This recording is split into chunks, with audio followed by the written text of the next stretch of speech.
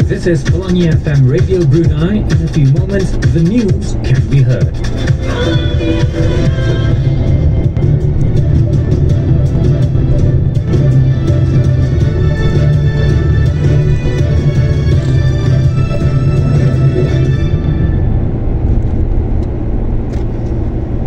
Bismillahirrahmanirrahim. Assalamualaikum warahmatullahi wabarakatuh.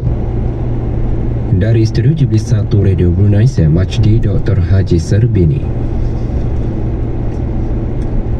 Kementerian Pertahanan mengadakan sambutan Ilal Hijrah 1446 dan Majlis Khatam Al-Quran sebagai sambutan Hari Ulang Tahun Angkatan Bersenjata Diraja Brunei ABDB ke-63.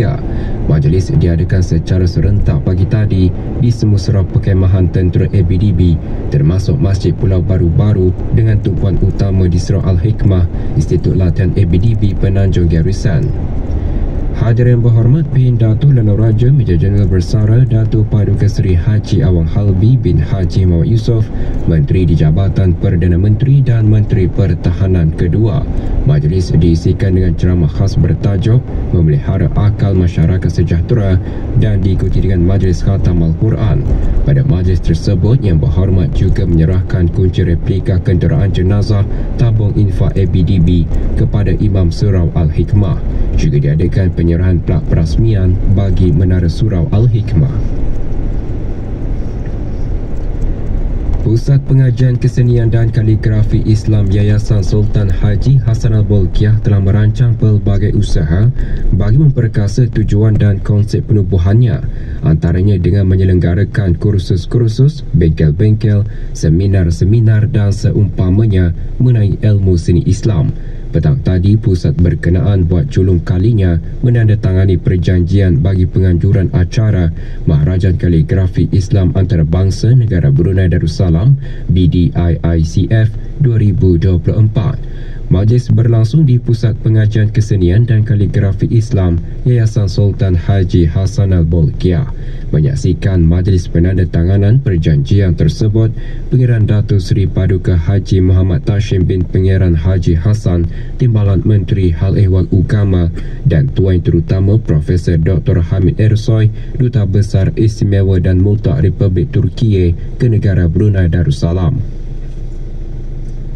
Menandatangani bagi pihak yayasan Dr. Dainur Imtihan binti Haji Abdul Razak setiausaha tetap perancangan guna tanah dan alam sekitar Kementerian Pembangunan, manakala menandatangani bagi pihak Pertandingan Seni Khad Peringkat Serantau Asia IRCICA secara maya Profesor Dr. Mahmud Errol Kilek, Pengarah Am IRCICA Republik Turkiye, dan Dr. Haji Nur Arfan bin Haji Zainal, Rektor UNISA bagi pihak UNISA, serta bagi pihak Kupu SB Profesor Madya Dr. Haji Abdul Nasir bin Haji Abdul Rani, Rais Kupu SB.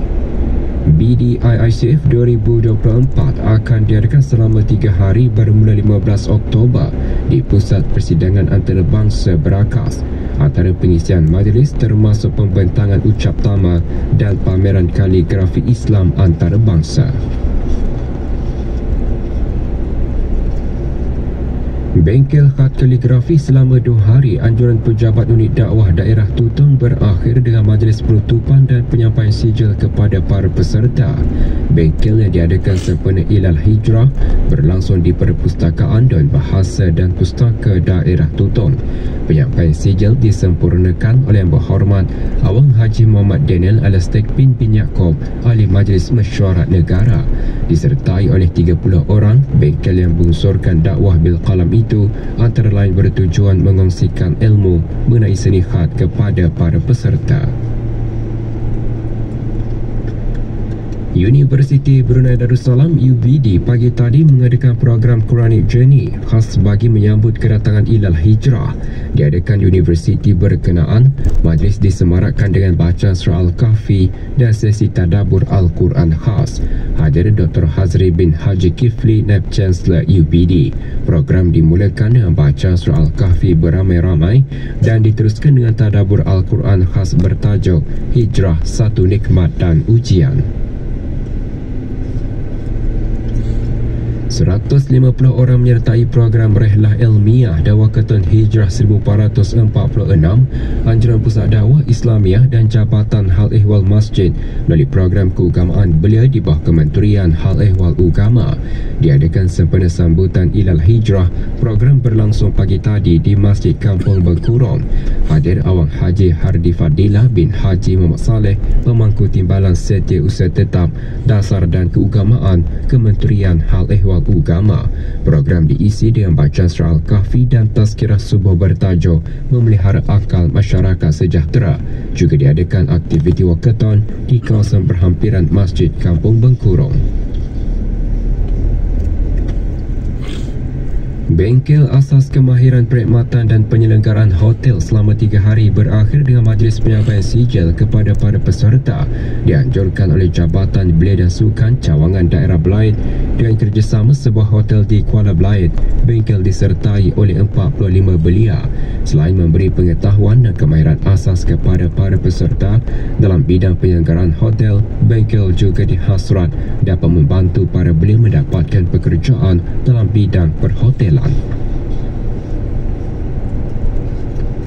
14 pelajar dari YPTO yang mewakili negara ke Festival Seni Asia Pasifik APAF mengharumi nama negara apabila memenangi 24 pingat. Pertandingan diadakan pada 6 Julai di Jeonju, Korea Selatan. Pasukan negara terdiri daripada pelajar berumur antara 7 hingga 15 tahun. Antara pertandingan disertai termasuk piano, biola, bass dan drum. Festival turut disertai oleh 145 peserta dari Kemboja, Indonesia, Malaysia, Turki, Vietnam dan Korea Selatan.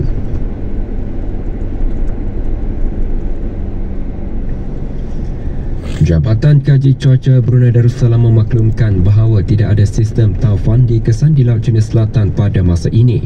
Kenyataan tersebut dikongsikan susulan imej tular di media sosial yang mengatakan satu sistem taufan di Laut Cina Selatan dijangka berlaku pada 13 Julai 2024. Berdasarkan maklumat terkini, satu kawasan tekanan rendah diperhatikan berada di Filipina dan diramal bergerak menuju ke kawasan Laut Cina Selatan dan ke arah barat laut menjauhi negara. Keadaan cuaca negara untuk beberapa hari akan datang dijangka sebahagian berawan dan sekali-sekala berangin dengan hujan atau hujan berpetir berasingan berpotensi berlaku pada waktu petang dan malam. Manakala keadaan laut pada amnya berombak diparuh sedikit kesederhana di antara 0.8 hingga 1.5 meter sehingga 15 Julai 2024. Semua itu orang ramai dinasihatkan untuk tidak merasa resah dan disaran untuk mengikuti maklumat cuaca rasmi yang dikeluarkan oleh jabatan berkenaan melalui aplikasi Bimbit Brunei WX dan media sosial Jabatan Kaji Cuaca Brunei Darussalam. Orang ramai juga dinasihatkan supaya tidak mudah terpedaya dan percaya dengan maklumat yang disebarkan melalui mana-mana aplikasi media sosial tanpa memastikan kesahihan maklumat yang disebarkan terlebih dahulu. Antarabangsa, China menjalankan latihan ketenteraan bersama Rusia di sepanjang pantai selatannya selepas Pakatan Pertahanan Barat yang diketuai Amerika Syarikat mengadakan pertemuan di Washington. Kementerian Pertahanan China berkata, latihan Joint Sea 2024 bermula pada awal bulan dan akan berlangsung sehingga pertengahan bulan. Latihan diadakan di kawasan perairan dan ruang udara sekitar bandar Xinjiang di selatan wilayah Guangdong. Latihan tersebut menurut China akan mengukuhkan lagi penyelarasan rakan kongsi strategi China-Rusia bagi era baharu. Itali kini berdepan gelombang haba melampau menyebabkan pihak berkuasa mengeluarkan amaran merah untuk suhu tinggi di 11 buah bandar. Keadaan cuaca yang teruk menyebabkan panas terik di ibu negara Rom dengan suhu dicatatkan antara 40 hingga 42 darjah Celsius.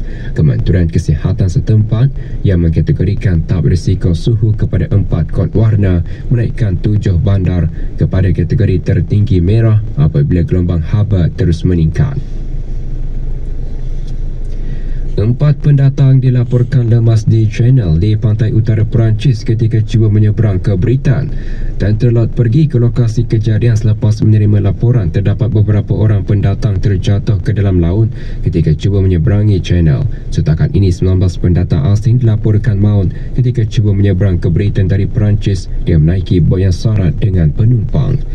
Dan itu sekian berita dari Radio Brunei disunting oleh Nuraimimah Haji Muhammad Nur, Balai Berita Radio Television Brunei. Assalamualaikum warahmatullahi wabarakatuh. Waalaikumsalam warahmatullahi wabarakatuh. And the next news can be heard tomorrow morning at 7 a.m. Hai Pelangi, hai Pelangi.